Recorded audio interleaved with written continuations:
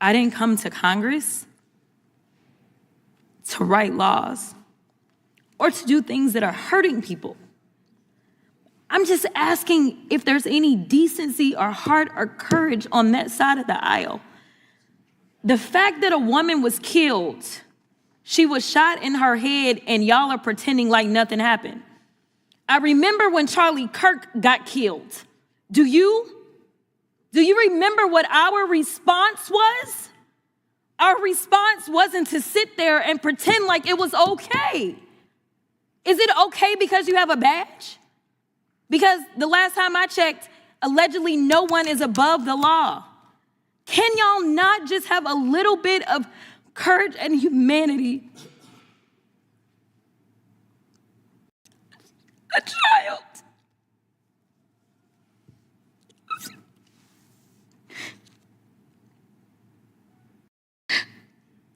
A child has lost her mom. And y'all want to pretend that it is okay. What's up, America? Welcome back to Right View Nation. If you love the truth, if you're tired of the political theater, and if you want common sense back in Washington, you already know what to do. Hit subscribe, smash the like button, share this video, and drop a comment because I need to hear what you think after what we just watched. All right, let's get into it. Into fatal ICE shooting.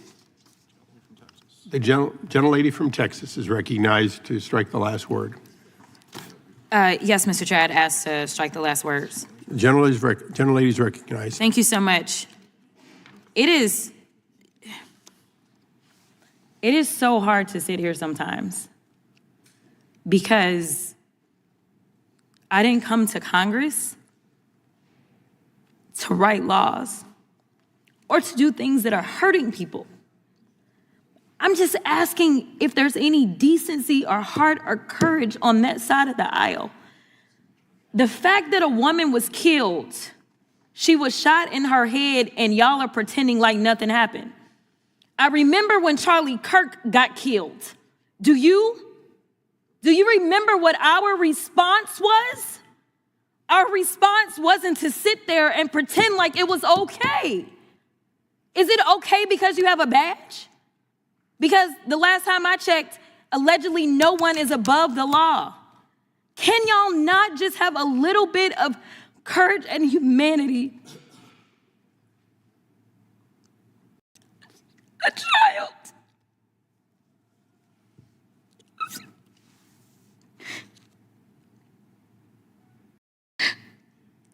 A child has lost her mom. And y'all want to pretend that it is okay. I am asking if there is anyone that will stand for the very people that elected us and sent us to Congress. You tell us things like, well, the immigrants are bad.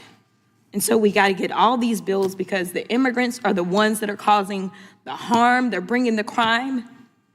The mayor of Minneapolis told y'all to get the fuck out. Yet y'all are the ones, it is this administration that is bringing crime to their streets. That's what's happening. It's the third incident where somebody has dropped an F-bomb in this committee, including the video. I'm sorry. Including the video that we had to watch earlier. Are your princess ears okay? Is it profanity? Well, your princess ears House of Representatives. The committee. You are about the fact that a woman. Are you soft? House of Representatives. The gentlelady. Are we offending your princess ears?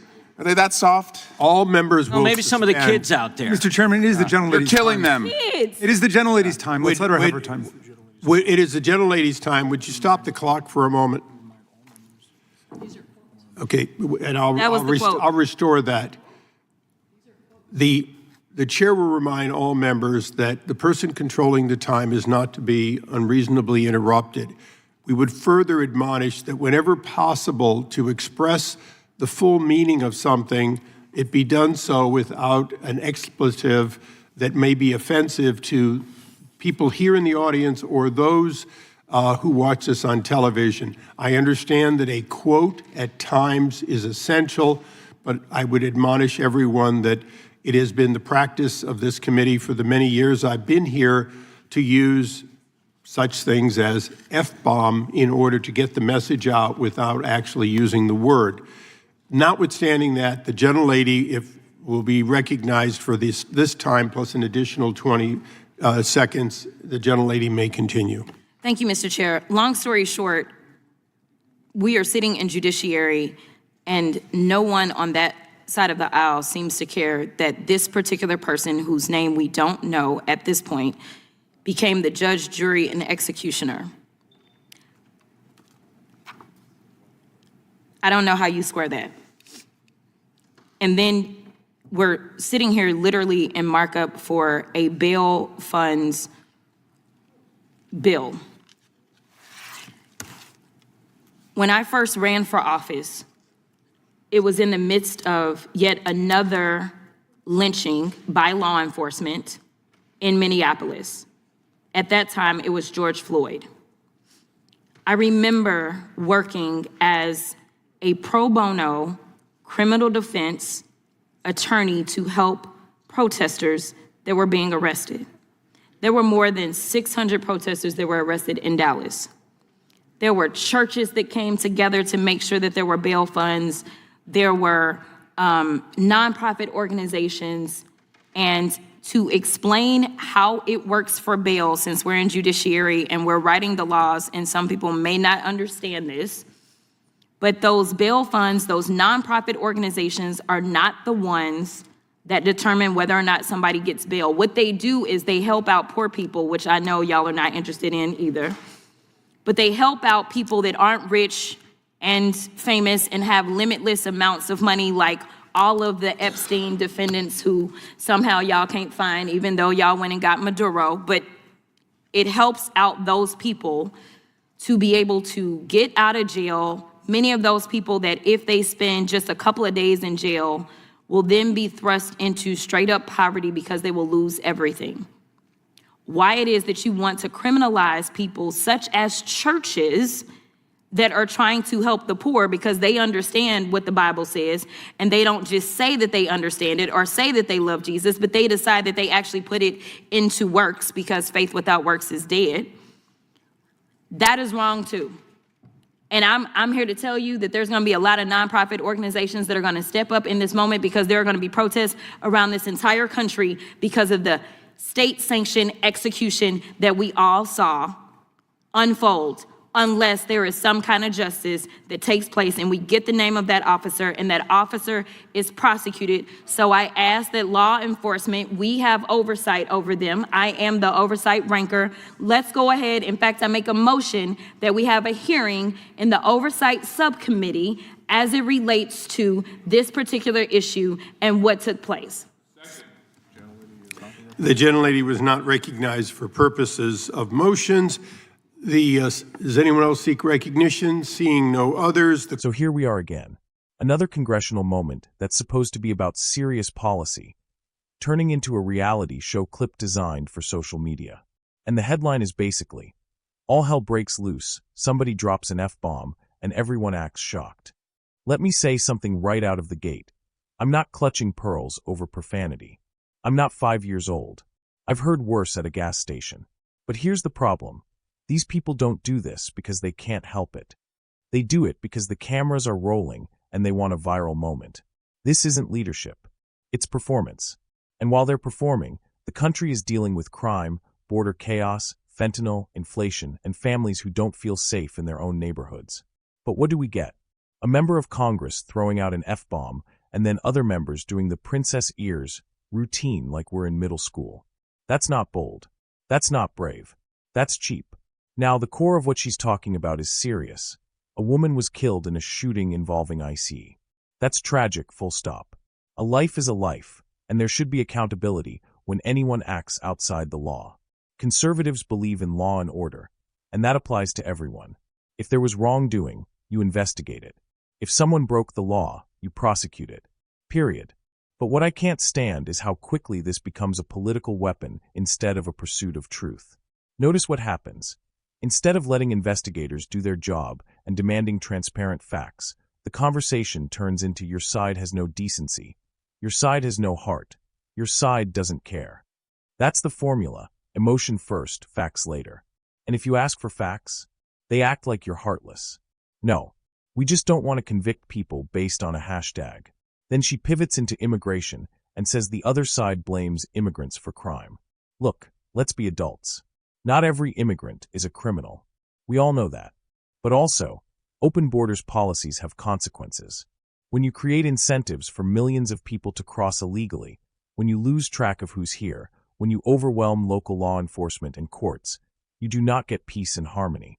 You get strain, disorder, and yes, more criminal activity mixed into the mess. That's not a talking point. That's reality. And then comes the grandstanding. The mayor told y'all to get the F out. First of all, if you're going to quote someone, be accurate and explain the context.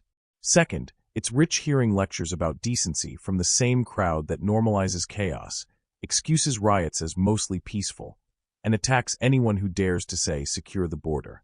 And did you catch something else? A claim was made like, I remember when Charlie Kirk got killed. Charlie Kirk isn't dead. That's a problem. If you're going to stand there making emotional speeches and invoking public figures, you should at least get basic facts right. These moments spread fast, and misinformation, whether intentional or careless, poisons the whole debate. Now, let's talk about the other big chunk, the bail funds bill. This is where we actually hit policy, real consequences. She argues that bail funds are charities helping poor people get out, and she frames opposition as criminalizing churches and hate for the poor.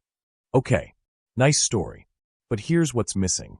Bail exists for a reason, to make sure people show up to court and to protect the public when someone is a danger. And we've seen cases where people get bailed out, don't show up, or commit new crimes. That's not theory. That's happened. Communities pay the price, especially working-class neighborhoods. So the question isn't, do you hate the poor? The question is, how do you balance fairness with public safety? How do you make sure charity doesn't become a pipeline that repeatedly puts dangerous offenders back on the street? And the way she talks about protests across the entire country if there isn't justice. Listen, I'm all for peaceful protest. That's American. But we all know how this goes. Some activists don't want peace. They want pressure. They want chaos. They want intimidation. They want officials to fear the mob more than they respect the Constitution. That's not justice. That's coercion. Then she tries to motion for an oversight hearing and gets shut down on procedure, because she wasn't recognized to make motions. And honestly, that part tells you everything about Congress. Half the time they don't even follow the rules they're supposed to live by, and then they act shocked when the chair says, "No, you don't get to do that right now." Here's my takeaway.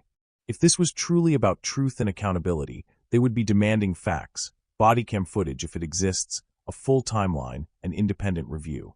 They'd be asking, what happened? Who authorized what? Was policy followed? Were warnings ignored? Who is responsible? Instead, it's, your side is evil, my side is moral, and if you disagree, you're heartless. That's not oversight. That's propaganda. And I'm going to say something that a lot of Americans already feel deep down. The left doesn't want solutions. They want narratives. Because narratives win elections. Narratives raise money. Narratives go viral. Solutions are hard, boring, and require admitting when your policies failed. So let's be clear. We can demand accountability without turning it into a circus. We can support law enforcement without excusing misconduct. We can care about victims without being manipulated into political theater. And we can insist on public safety without letting radicals rewrite the rules of society. All right, Right View Nation, you saw it. What do you think? Was this leadership or just another viral stunt to dodge real policy? Drop your thoughts in the comments. And if you appreciate straight talk, subscribe, like, share, and hit that notification bell so you don't miss what's coming next. This is Right View Nation, and I'll see you in the next one.